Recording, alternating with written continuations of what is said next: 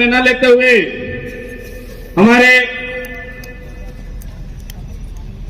उदयपुर ग्रामीण क्षेत्र के विधायक प्रत्याशी रहे भाई अमित जी खराड़ी को आमंत्रित करूं, वे आए और अपना वक्तव्य दे। अमित जी खराड़ी, एक बार उनके लिए जोरदार तालियों से स्वागत। से पहले जिनकी वजह से हम जिंदा है, इस मंच पर बोल रहे हैं, उन पूर्वजों को नमन करते हुए आप सभी इस पंडाल में उपस्थित बुजुर्गगण, युवा साथी, मेट कोरवाल, सभी का इस उदयपुर में हार्दिक जोहार स्वागत करता हूं। साथियों,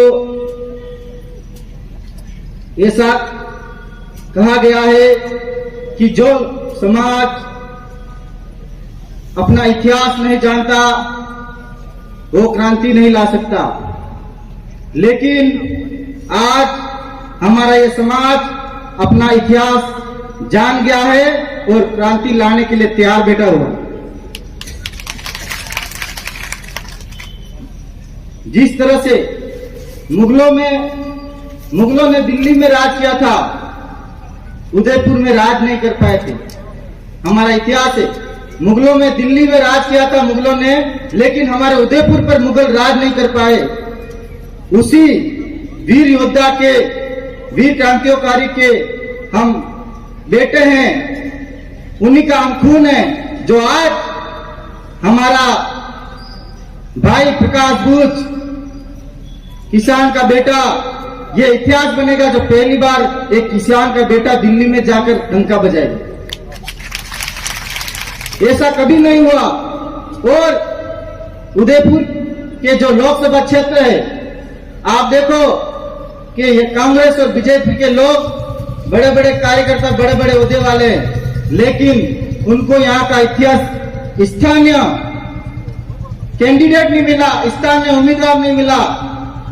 जो कांग्रेस बीजेपी के दोनों उम्मीदवार है, दोनों प्रशासनिक अधिकारी रहे हुए, और प्रशासनिक अधिकारी में आईएएस अधिकारी जो कांग्रेस के उम्मीदवार है ताराचंद जी, अगर उनको समाज सेवा का इतना भूत था, इतनी समाज सेवा करनी थी, तो वो एक उदयपुर के जिला कलेक्टर रहे थे।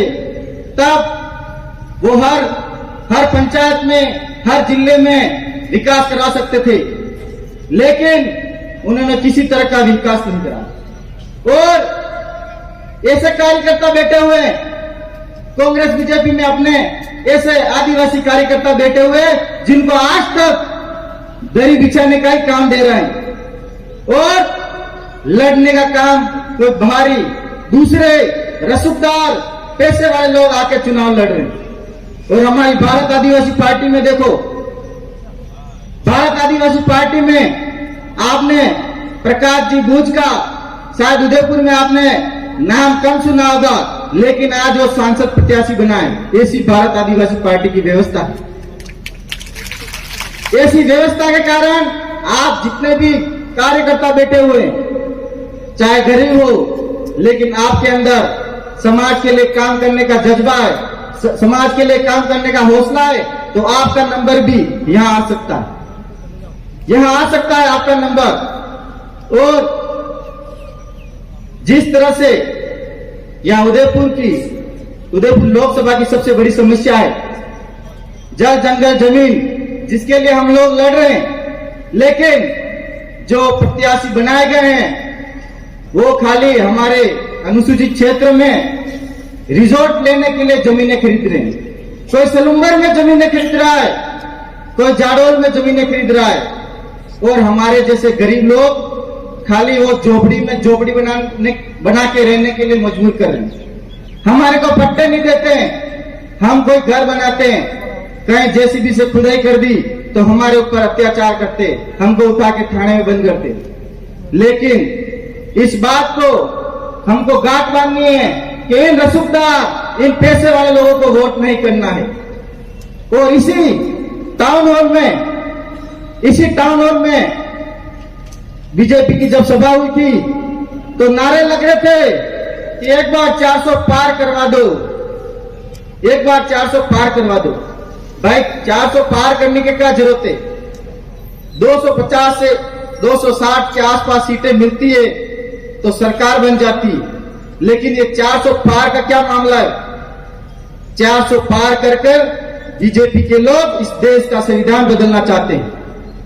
इस देश में आदिवासियों को अधिकार मिले हैं, 5वीं अनुसूची मिली है, जल जंगल जमीन का अधिकार मिला है, उसको हमसे छीनना चाहते हैं। इसलिए साथियों, मैं इस मंच के माध्यम से कहना चाहता हूं कि बीजेपी सरकार 400 पार क्या 100 पार भी मत होने दो, यहीं पर रोक दो, इसी जमीन में उसको गाड़ दो। जिस जमीन में यहां से निकला बीजेपी आदिवासी गांव से, बीजेपी से जो लोग जुड़े थे वो आदिवासी गांवों से जुड़े थे, और जिस जगह से बीजेपी के लोग निकले, बीजेपी कार्यकर्ता निकले, उसी जगह बीजेपी को खत्म कर लो और 400 पार का नारा खत्म करो। और इस देश का संविधान और देश में समाज व्यवस्था बनी रहे, इसके लिए हमको हमारे भारत आदिवासी पार्टी के प्रकाश जी गुज को जिताकर आगे भेजना है। और इसी के साथ मैं अपनी बात को ये समाप्त करता हूँ। जय जोहार, जय आदिवासी, जय भील प्रदेश।